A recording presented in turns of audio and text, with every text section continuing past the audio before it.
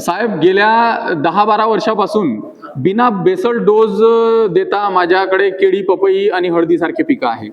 हळदीमध्ये मी ओली 250 क्विंटल हळद पिकवली, तर निश्चितच सेंद्रिय कर्ब वाढला असेल. हा एक महत्वाचा मुद्दा. दुसरा महत्वाचा मुद्दा असा आहे की उत्पादन येऊ राहिलं, जेव्हा माणसाकडे म्हणजे यश प्राप्त होत राहते, तर त्यावेळेस माणूस काही लोड घेत नाही. तर त्याच्यामुळे ते सेंद्रिय कर्ब मोजणे आणि या सगळ्या गोष्टी करण्यापेक्षा आपली जमीन सुपीक झालेली आहे हे महत्वाचं आहे. आज माझ्याकडे केळीचा प्लॉट आहे. माझ्यासोबत 18,000 रोपांचे बगीचे लागले होते. मागच्या वर्षी मी 18 जूनला 2025ला केळीचा बाग लावला होता, तर त्यावेळेस 18,000 रोपं मी अहिल्यानगरहून बोलावले होते. त्याच्यापैकी 4,000 मी लावले होते आणि बाकीचे जे 14,000 रोपं होते ते दुसऱ्या शेतकऱ्यांना दिले होते. त्यांच्या प्लॉटमध्ये, त्या प्लेन जमिनीवर त्यांनी केळी लावली आणि मग बेड वगैरे मारले, त्याला त्याच्यात मशागत केली. तर त्यांच्यामध्ये जी कॅनोपी आहे पानाची ती लवकर खराब झाली आणि त्याचे जे पोंगे असतात तर ते पिवळे झाले आणि वाकू तुटून राहिले.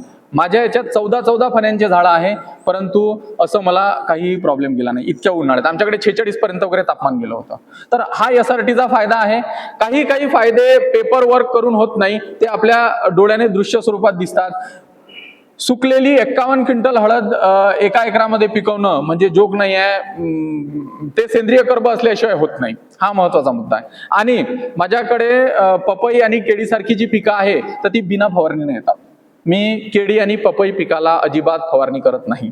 यावर्षी मला 2 एकरामध्ये 23 क्विंटल तूर झाली. त्याच जमिनीत मी आंतरपीक म्हणून म्हणजे 2 ओळी तुरीच्या लावल्या होत्या आणि त्याच्यात एक ओळ जी होती ती हळदीची होती. तर त्याच क्षेत्रामध्ये 23 क्विंटल तूर झाली आणि 20 क्विंटल हळद झाली. म्हणजे जवळपास 2 एकरामध्ये 4.25 ते 4.5 लाख रुपयाचं उत्पादन झालं शून्य मशागत तंत्राने. तर हा सेंद्रिय कर्ब वाढल्याचाच फरक आहे. त्याच्यावरही उत्तर सांगतो की हळद काढत असताना जे छोटे ट्रॅक्टर आलेले आहे त्याला ती तिर्री असते. त्या तिर्रीचे एक फणी काढून घ्यायची, 2 फण्या बरोबर आपले जे तासा आहे तिथे लावायचे आणि हळदीचे कंद जे आहे ते काढून घ्यायचे. हळदीचे कंद काढून घेतल्यानंतर हळद बाजूला करायची आणि बेडला पुन्हा त्याच कुबेट्याच्या साहाय्याने भर देऊन द्यायची, जेणेकरून मशागत करायचं काम नाही. हळदीत आणखी एक प्रॉब्लेम, मी हळद या पिकावर येणारच होतो पण आता तुम्ही आले. हळदमध्ये मशागत जरी करा लागत नसली तरीही आपल्याला 2 वेळा भर द्यावी लागते. जर कंद उघडे पडले तर कंदमाशीचा प्रादुर्भाव होतो आणि हळद पिकाला सड लागते. तर त्याच्यामुळे पावसाळ्यामध्ये ऑगस्ट महिन्यामध्ये आणि पावसाळा संपल्यानंतर ऑक्टोबर महिन्यामध्ये म्हणजे कंद लागणीच्या काळामध्ये 2 वेळा कुबोट्याच्या साहाय्यानं भर द्यावी लागते. आता हीच भर ऊसासारख्या पिकामध्ये सुद्धा द्यावी लागते. त्याच्यामुळे ऊसामध्ये ती मशागत नाही म्हणणार, त्या पिकाची गरज म्हणणार. जर ऊसाला भर दिली नाही तर पावसाळ्यामध्ये ऊस पडण्याचं प्रमाण वाढते आणि ऊस पडला की पुन्हा त्या उत्पादनावर त्याचा विपरीत परिणाम होतो. ठीक आहे, बोला ना सर.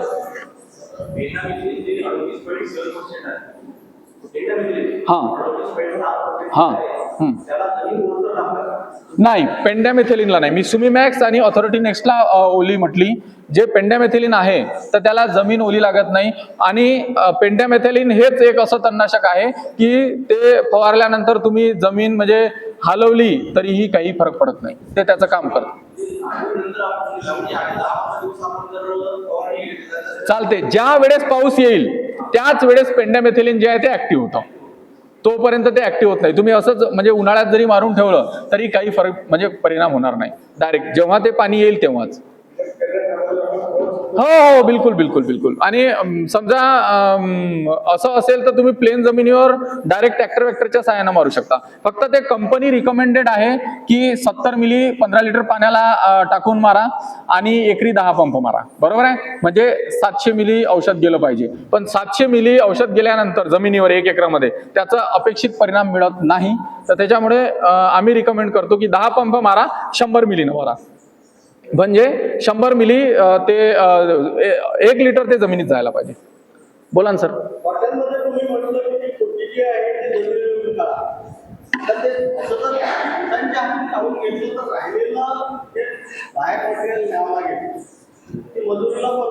नाही, कापायचं. हा.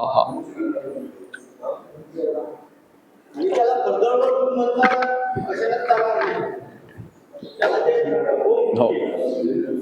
आता मल्चरने त्याला जर बारीक केलं तर ती जी खुंटी आहे तर ती वर राहते, पण तुम्हाला त्या कचऱ्याचा त्रास होणार नाही, म्हणजे ज्या कपाशी ज्या मोठ्या मोठ्या आहेत त्या, बरोबर आहे. त्याला जे 1-2 खुंटी येतील तर त्या मग आपल्याला फिरून वगैरे काढून घ्यावे लागतील. म्हणजे तुमचं कॉटनचं जे सीझन आहे तर ते जानेवारी-फेब्रुवारी मध्ये संपेल. त्याच्यानंतर 4 महिन्यापर्यंत त्याला काही येणार नाही. परंतु काही जमिनी खूप काळ्या कसदार असतात, त्याच्यामध्ये ओल जी आहे ती वर्षभर टिकते. तशा जमिनीमध्ये हा खूप मोठा प्रॉब्लेम आहे. कोरडवाहू असेल, हलकी जमीन असेल तर त्या जमिनीमध्ये हा प्रॉब्लेम येणार नाही. आणि ते जे त्याला जे फुटवे येतात तर ते फार म्हणजे असे जीवट नसतात, ते इझिली निघतात. तर 2 ऑप्शन आहे. एक तर मल्चर वापरत असाल तर त्या फुटव्याला तोंड द्यावं लागेल, कचरा राहणार नाही. आणि जर मॅन्युअली तुम्ही कापले तर ते जे कपाशीचे झाडं आहेत तर ते तुम्हाला मधातल्याच लाईनमध्ये टाकून ठेवावे लागतील किंवा मग बाहेर नेऊन फेकावे लागतील. हो हो, तसं नाही. ते गुडघ्याच्या हाईटचे साधारणतः, जर ओलिताची तूर असेल तर ती मांडी कंबर असतात. एवढे उंच जर आपण जमिनीत म्हणजे तसेच ठेवले तर आपल्याला मजुरांना त्रास होते, लागवणीला त्रास होते सगळं, आणि त्या ज्या खुंट्या आहेत तर त्या फवारणीला वगैरे त्रासदायक ठरतात. तर बरेच शेतकरी काय करतात की जशी तूर काढली तर ते हिरवेच कापणं सुरू करतात. हिरवे कापत असताना खूप त्रास होतो, कारण ते जिवंत असतात आणि ते लवकर तुटत नाही किंवा लवकर कापल्या जात नाही, तर त्याचा त्रास होतो. तर तसं न करता त्याला मे महिन्यापर्यंत मरू द्यायचं, पूर्ण सुकू द्यायचं. एकदा का ते सुकलं की लात मारली की त्याचा वरचा जो भाग आहे तर तो बाजूला होऊन जातो आणि त्याच्यातला जो जीव आहे तर तो नष्ट झालेला असतो. त्याच्यामुळे कमी खर्चामध्ये, कमी माणसामध्ये ते क्लिअर होतं. नाही, कपाशीच्या झाडाला फुटवा येतो, बस हा विषय. बोला ना. हो, सांगतो. दरवर्षी 30-40 लिटर ग्लायफोसेट मारतो.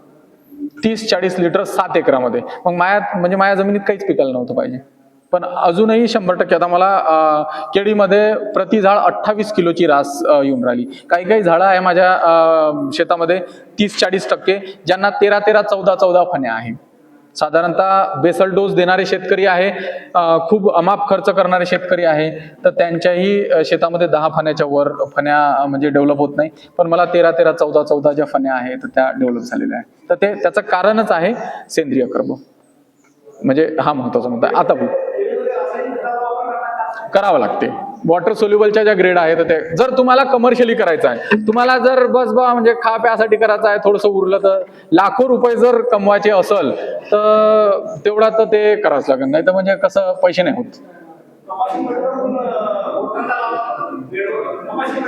हा, चालते. सीटचा कांदा म्हणताय ना? हो, चालते. नाही, बेडवर लावावं लागेल. हा, आणि ते लावत असताना म्हणजे ते जे कंद असतात आपल्या कांद्याचे, तर ते त्याच्यासाठी गड्डा नाही करायचा. ते जे हळदीची टेक्निक मी सांगितली, नाल्या करायची नाही. कशाच्या संदर्भात? बघा, ड्रीपवर कोणतंही पीक केलं तर उत्पादनात फरक पडते, बरोबर आहे. ड्रीप नाही आहे तर 2 बेडच्या मधातून जर तुम्ही पाणी द्यायची तुमची मानसिकता असेल तर तुम्ही बेडवर न लावता त्या बेडच्या टोकावर लावा, जेणेकरून त्याला पाणी मिळेल. कारण साधारणतः बेडच्या वर हितभर पाणी चढतं वर, तर ते दोन्ही याच्या बाजूला. म्हणजे आपला हेतू हा आहे की ते नालीत जर लावलं तर एकदम पाणी म्हणजे गच्च होईल आणि ते कांदा सडण्याचं प्रमाण होईल. जर टोकावर जर आपण लावला, तर इथं कसं ब्लॅकबोर्ड नाही, मी तुम्हाला ते ग्राफिकली सांगितलं असतं, तर त्या जर बेडच्या उतारावर जर लावलं तर ते चांगल्या पद्धतीने येईल.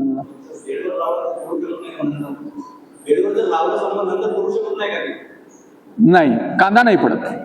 अंतर जे आहे तर ते जर तुम्ही जास्त घेतलं आणि त्याला पडण्याला जागा मिळाली तर ते हवेनं पडेल. तर त्याच्यावरही साधारणतः 2 ते 3 हजार रुपयात आजकाल त्या दोऱ्यानं बांधल्या जाते, जागोजागी खोट्या करून. तर ते तसं तुम्ही बांधू शकता. म्हणजे 3 किंवा 4 माणसं लागते आणि 500-600 रुपयाची त्याला दोरी लागते. तर दोरीनं आजकाल तो सीटचा कांदा बांधत आहे. म्हणजे ज्या 2 लाईनी असतात, मधातला जो गॅप असते, तर खुंट्या काढायच्या जागोजागी आणि आपली प्लॅस्टिकची जी दोरी येते, सुतळी प्लॅस्टिकची, तर ती जर बांधली तर त्यांना ते पडत नाही. सरीमध्ये लावला तर तिथं पाणी राहील ना दादा, मग आपला बेडचा जो हेतू आहे तर तो साध्य होणार नाही आणि उत्पादनावर परिणाम होईल. तर त्याच्यामुळे ते टोकावर लावावं लागेल, नाही तर वर लावावं लागेल. आणि ड्रीप जर असेल तर मग तर काही प्रॉब्लेमच नाही. हो, ड्रीप नसेल तर मग मधातून पाणी द्या आणि त्या 2 टोकावर लावा. आपल्या पद्धतीनं करा. आणखी काही? हळदीचा विषय राहिलेला आहे, बेण्यांची निवड, त्याच्यानंतर थोडस तो एक विषय राहिलेला आहे आपला. कोणतीही शेती करत असताना विथ ड्रीप आणि विदाउट ड्रीप उत्पादनात 100% फरक पडणार. म्हणजे एक साधं उदाहरण सांगतो.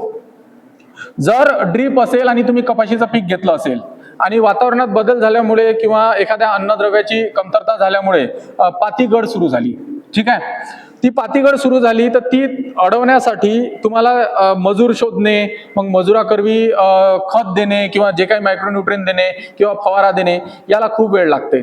ड्रीप असेल, व्हेंचुरी असेल, पटकन आपण बोरान आणतो, मायक्रोन्यूट्रॉन आणतो, ड्रीपनं सोडून देतो आणि एका घंट्यात, 2 घंट्यात, 3 घंट्यात आपल्याला रिझल्ट मिळून जातात. तर हा एक फरक पडते. जसं हळदीचे शेतकरी जर असाल तर ड्रीपनं पिकलेली हळद आणि बिना ड्रीपनं पिकलेली हळद याच्यातही फरक असते. समजा हळद पिवळी पडलेली आहे, त्याला झिंक आणि फेरसची कमतरता आहे.